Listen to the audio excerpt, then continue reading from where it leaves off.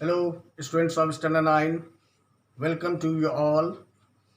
Today in physics, I am going to describe about your first or maybe the second chapter, but it is very important.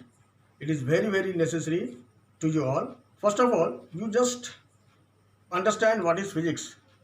हम लोग पहले भी physics के बारे में बहुत चीज़ जानते हैं, फिर से मैं एक बार रिकॉल करना चाहता हूँ कि फिजिक्स क्या है। अगर आप प्रकृति को अगर आप समझ गए, to understand nature, this is only physics. जो हम देखते हैं, जो हम महसूस करते हैं, जो हम अपनी आंखों से देखते हैं, वो सारा तो फिजिक्स है। इस नेचुरल फेनोमेना, जितनी भी प्राकृतिक घटनाएं जो हमारे चारों ओर हमारे एनवायरनमेंट में जो घटित होती हैं, that is only physics. So now we will discuss about the first topic. So let us come at the board. आप देखिए कि फिजिक्स में आप जब पहला चैप्टर आप पढ़ेंगे तो आपके क्लास टाइम में बहुत सारा चैप्टर है। आपका मोशन है, रेस्ट और मोशन है, ग्रेविटेशन है, साउंड है, आपका बुएंसी है and many other topics are there. But first of all we will understand what is mechanics. Mechanics को हिंदी में कहते हैं यांत्रिकी। नाउ एक्चुअली मैकेनिक्स है क्या कि हम लोग एक तो सूक्ष्म वस्तुओं के मोशन के विषय में भी अध्ययन करते हैं, लेकिन यहाँ पर हम वैसे बॉडी का हम मोशन का अध्ययन करेंगे जो कि हमें दृश्य है, जिसे भी हम देख सकते हैं, जो स्थूल है, दैट इज मैक्रोस्कोपिक। जो कि दृश्य ऑब्जेक्ट्स है, उसके मोशन के विषय में हम इस मैकेनिक्स के अंतर्गत पढ़ेंगे, जिसको कि हम 3 भाग में डिवाइड किए हुए हैं। First of all it is statics, second is kinematics and the third one is dynamics. इसका दूसरा नाम काइनेटिक्स भी है। हिंदी में इसको हम कहते हैं स्थैतिकी। स्थैतिकी में किसी स्थिर वस्तु पर जो फोर्स लग रहा है और लगने के कारण उसमें एक्सेलरेशन प्रोड्यूस नहीं होना चाहिए। There should not be the change in velocity with respect to time, that is acceleration must be zero. तो वैसे बॉडी के विषय में हम स्टैटिक्स के अंतर्गत पढ़ेंगे। But we will study in class 9 about kinematics and dynamics. Kinematics means शुद्ध गतिकी, मीन्स गति के कारण को जाने बिना हम उस गतिमान वस्तु के विषय में पढ़ेंगे। We will not know the cause of the motion in the moving body, but we will study about only what we see in the moving body. Now the third one is dynamics. ये है गतिकी। गतिकी का मतलब क्या है कि गति उस किसी भी बॉडी में अगर मोशन है तो किस कारण से उस बॉडी में मोशन हुआ, उस कारण के विषय में हम लोग पढ़ेंगे। Hello students, how are you.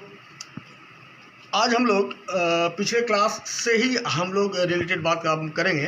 पिछले क्लास में हम लोगों ने क्या पढ़ा था, मैकेनिक्स को 3 वर्ग में डिवाइड किए हुए हैं, स्टैटिक्स, काइनेमेटिक्स और डायनामिक्स।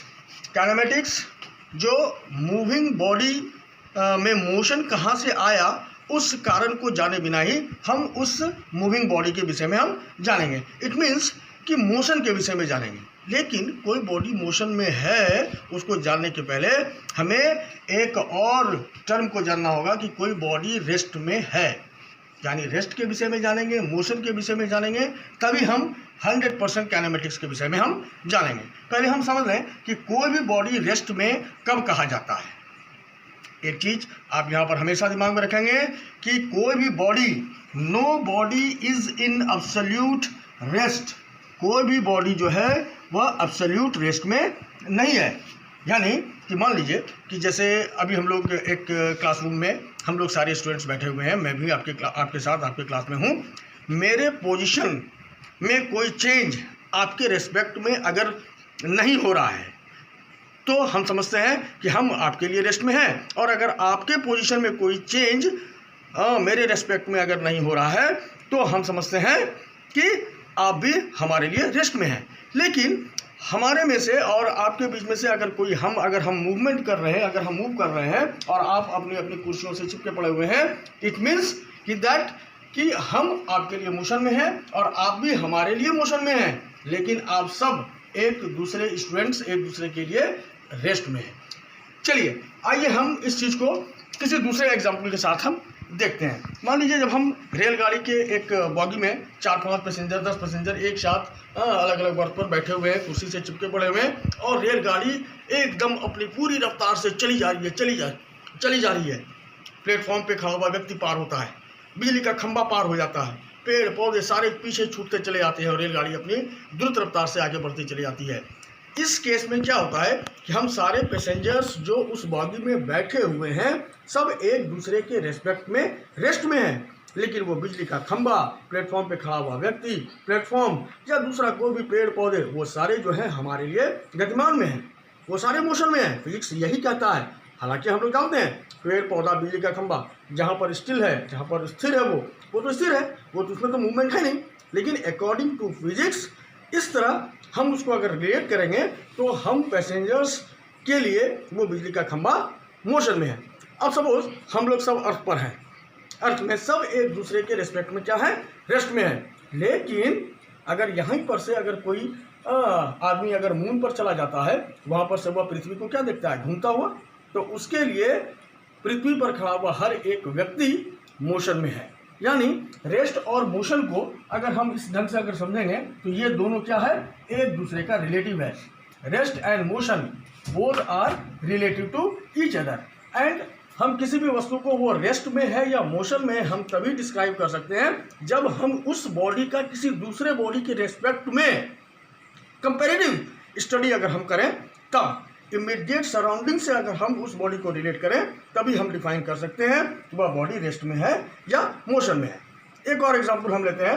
मान लेते हैं कि दो बॉडी दो पैरेलल ट्रैक पर एक ही साथ एक ही डायरेक्शन में मूव कर रहा है, तो और तीसरा व्यक्ति अगर यहाँ पर खड़ा है तो ये खड़ा है और ये दो बॉडी जो है ये क्या करता है, एक ही डायरेक्शन में दो पैरेलल ट्रैक पर चला जा रहा है। आप कुछ समय के बाद देखते हैं कि दोनों के पोजीशन में समय बीता चला जा रहा है, लेकिन दोनों के पोजीशन में कोई चेंज नहीं हो रहा है। तो ये दोनों एक दूसरे के लिए रेस्ट में है, लेकिन इस व्यक्ति के लिए यह दोनों मोशन में है। So rest and motion are relative to each other. अभी हम लोगों ने रेस्ट और मोशन के विषय में पढ़ा कि किस तरह रेस्ट और motion both are related to each other, और इसके अंतर्गत बहुत सारी हम लोगों ने एक एग्जाम्पल्स लिया। इन्हीं एग्जाम्पल्स का सहारा लेते हुए जो कंसेप्ट मैंने आपको दिया उसी के आधार पर आप होमवर्क के रूप में ये 3 प्रश्न लेंगे। पहला प्रश्न है, how can you say that a body is in rest और मोशन। सेकेंड क्वेश्चन है, rest and motion are relative to each other, explain.